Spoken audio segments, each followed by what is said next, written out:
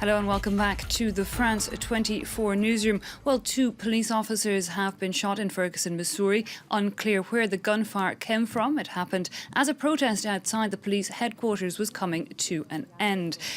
Yuka Royer brings us the details. A cop got shot. I'm down. Everybody down on the ground, I heard. Police got shot. This amateur footage was taken moments after the incident. 2 officers shot and injured just outside the Ferguson police headquarters. At midnight, the crowd was starting to break up. In fact, several of the officers had left the area. Several shots were fired, at least 3, and 2 officers were struck. A St. Louis County officer was struck in the shoulder, and a Webster Groves police officer was struck in the face. Belmar said the shooter was among the group of demonstrators standing across from the officers at the time.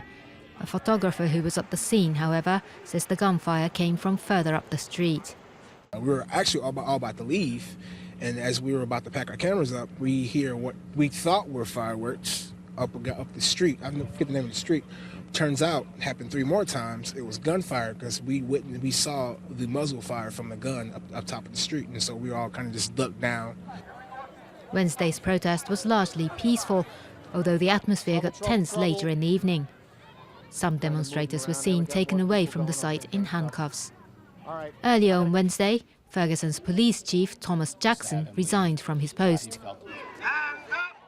The city's law enforcement has been under fire since the fatal shooting last summer of Michael Brown, an unarmed black teenager. Although no police officers have been indicted over the case, the Justice Department last week published a damning report noting there were widespread racially biased abuses in the city's police department. Well, Police Chief Thomas Jackson was in charge back in August when a fatal shooting of black teenager Michael Brown led to nationwide protests. Luke Shrego takes us through those events.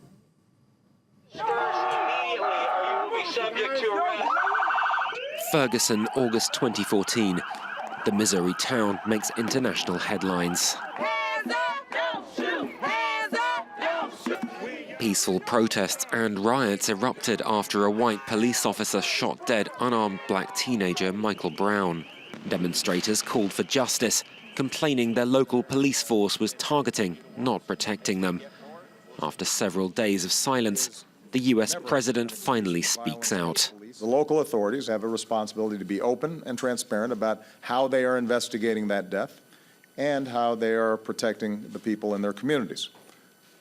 There is never an excuse for violence against police. There's also no excuse for police to use excessive force against peaceful protests or to throw protesters in jail for lawfully exercising their First Amendment rights. It would take several months, but the US Justice Department finally released a report last week. It accused the mostly white police force in Ferguson of using excessive force and routinely targeting African Americans for arrests and ticketing. The US Attorney General said he'd do all he could to reform Ferguson's police department, which may involve dismantling it. However, one key demand of the protesters was met. Police Chief Thomas Jackson has now stepped down. Ferguson's mayor called it a mutual separation.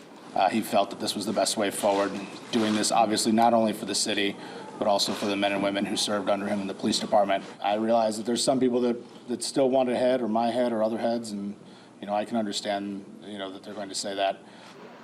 Jackson's resignation was the latest in a string of high-profile departures from Ferguson's city and police departments.